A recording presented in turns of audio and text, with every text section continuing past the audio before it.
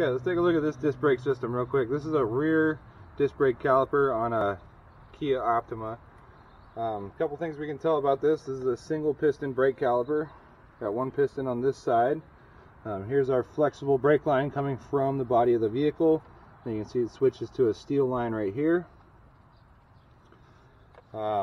This is the caliper bracket. Goes around like that, and this is the centerpiece for our caliper. We can see our brake pads are in green. So if I just want to do a quick check during tire rotation, for example, and see how much brake pad I had left on this wheel, I can even measure that with this brake caliper we showed you in tire rotation. But we're going to look for the brake pad part. Okay, and it's very easy to tell on this style because the green here is our backing plate, and our brake pad is always going to be the part that's touching the wheel. I want to find something that fits in this space here. Here's our brake rotor. You can see it's all rusty. So I have brake pad on this side and brake pad on this side. And then the backing plate that the brake pad itself is attached to. So let's see how much brake pad we have on this caliper.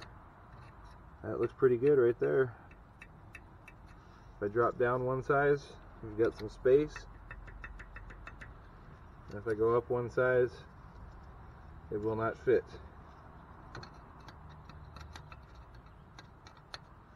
So, look at my gauge right there. It tells me that I have 8 millimeters of brake pad left. Or if it's an American vehicle, we can tell them they have 315 thousandths of brake pad material. It's in the green, so these pads are okay.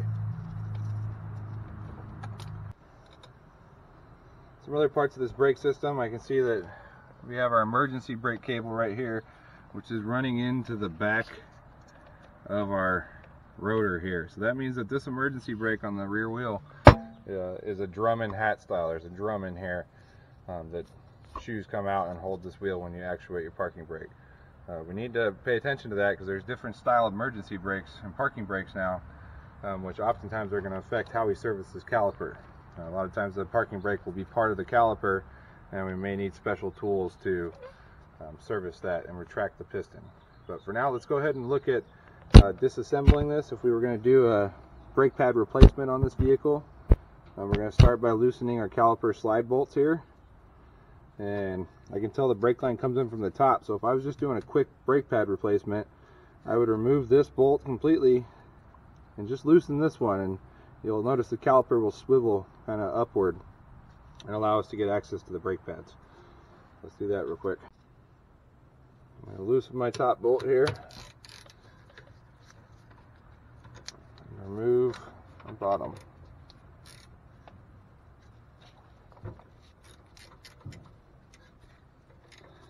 Notice there's a kind of a nut-shaped piece here. A lot of times if these are super tight, you might have to put a wrench in here to hold this, back it up while you loosen.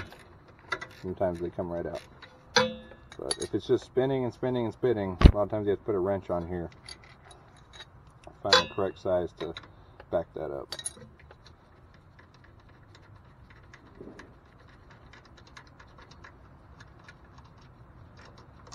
Don't lose your bolts. I've got our top one loose and our bottom one removed. I can swivel this brake caliper up. We can see our brake pads here. So this is a great position to be in if you want to do a quick brake pad inspection where we're actually pulling the pads out of the caliper. Nice easy access to these. When removing pads, the two ears are going to slide in and out. You want to make sure they slide in and out evenly. Okay, so don't slide the bottom out first and then the top. A lot of times that binds them up. Try and bring them out together. Okay, if we don't want to get any grease or oil on our pad material, our friction material, anything that's going to transfer the rotor or create smoke, remove the back one the same way. You'll notice the difference here. Our rear pad has a warning clip on it. also called squealer clip. So once we wear all this brake pad material away, this clip will start to drag on the rotor just enough to create a squealing sound and let you know, hey, we're at the minimum thickness and it's time to change these pads. That's one way we can check minimum thickness. Let me show you a couple other pads here. A lot of times pads have these wear grooves in them. This is a type of wear indicator. So this is a brand new brake pad. You can see that groove is nice and deep, okay, but it is not cut all the way through the pad.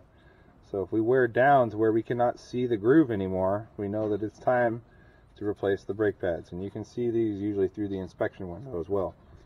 You can see this pad, this is where the groove used to be, and we've worn down past that and it's gone away. So this is the minimum that this pad should get to before it's time to change it.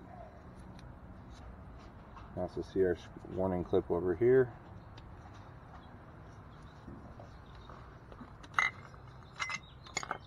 If we do not replace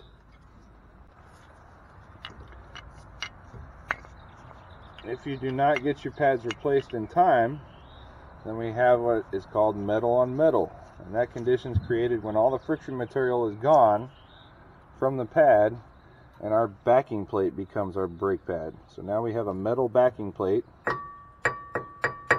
dragging on our rotor, basically friction welding each other together. So it's imperative that we replace our brake pads before we get past that minimum condition and damage more components. This is going to make your brake pad, it's going to make your brake job much more expensive to complete. So maintain your brakes, change your brake pads before they wear out. There's several ways we can catch that. Now if we're doing a disc brake service, we are going to remove the caliper itself and the bracket and service these things. Today's vehicles also usually require us to do something to the rotors, whether it's resurface it or possibly replace them. So today's cars we're going to have to take a little bit more apart than just this. So now I'm going to go ahead and remove the caliper. Remove the top bolt first. Put it with our other lower bolt. Make sure we hang the caliper. Okay, we don't want the caliper dangling on the brake line. Okay, that's going to create stress and possibly break the brake line or cause leaks. So always have something to hang the caliper to keep it supported. Okay, to remove our caliper bracket is usually always two larger bolts that hold the bracket to the knuckle. They're usually one on top and one on bottom. This is a unique situation where we're going to have to remove this control arm because the bolt is hiding behind it. So kind of a pain in the butt, but we can do that real quick. Other things we're going to want to replace or service when we're changing our brake pads, these are our clips, and these will pop out. You should get new ones with your brake pads. We're going to want to keep these out or replace these. Make sure there's no play in the brake pads when they're installed. So you can clean all this area up with a wire brush. Make sure there's no rust or debris in there. Something that's going to create an angle for the brake pads. So always change your clips when you change your brake pads. You just snap in like so. And we can always tell which way the brake pads face by how they've shaped with the wheel. So this would be our inside pad, this would be our outside pad. We want to put a little bit of brake caliper grease on these ears, okay, where they're going to slide so that they don't bind up and get stuck. But be very careful not to get that grease on the pads themselves. Okay, just in these little areas over here where our brackets are. If we have those greased up, we'll go ahead and install them. Okay, just remember to get each ear in its groove and then slide the pad in nice and flat.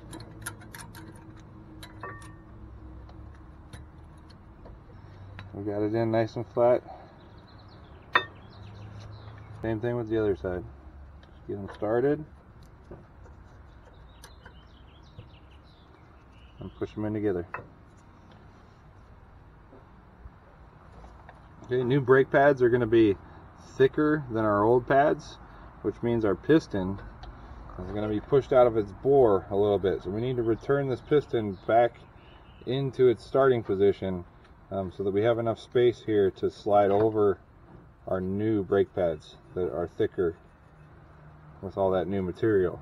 Okay, so this can be done on single piston calipers with a C-clamp, but there are many brake caliper tools out there that will push that back in a lot easier for you. So if you're at home doing a quick brake pad replacement, this is an easy way using a C-clamp in your old brake pad to push your piston back in.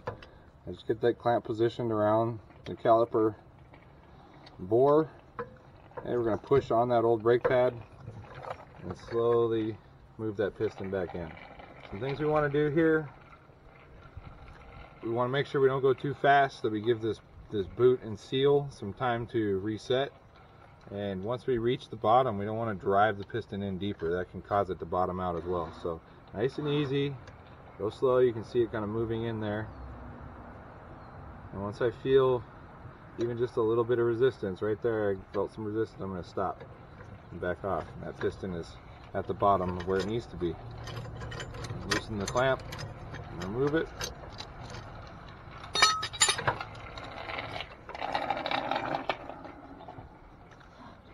See, our piston is back to its starting position. So now we will have enough space in here to slide that over our brand new brake pads. We always have to retract the piston when replacing our brake pads before we reinstall the caliper. This brake pad back in. Go ahead and slide our caliper over. Make sure we get on the correct side of our slider bolts here. Push those in.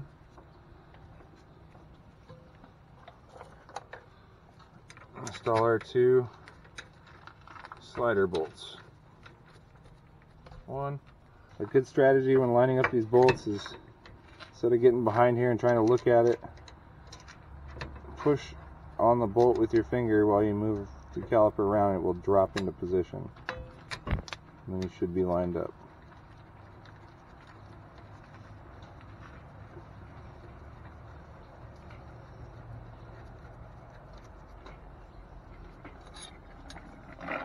Go ahead and tighten those down, torque them to specifications.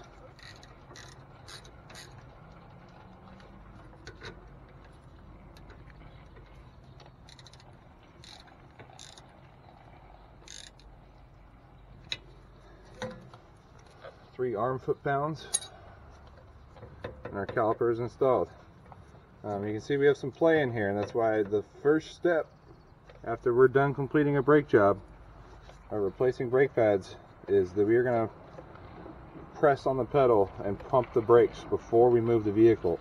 And we're going to need to pump this piston out and kind of take up the space that we created in there. Then everything will be nice and tight from then on out. So first step after we're done, pump the brake pedal. If we had to replace some components like a brake line, we got air in the system somewhere, this bleeder valve would be where we would purge that air from our brake system. And that's done either through a power bleeder, or we can have somebody hold the brake pedal, crack this open, and bleed some air and fluid out of a hose into a bucket. That would remove the air from the system. That's why we want to be really careful with our brake lines. We don't have to make any unnecessary brake repairs. Okay, make sure everything's tight. Put all our components back. Don't leave anything behind. And make sure it's all clean, and we're ready to put the wheel back on.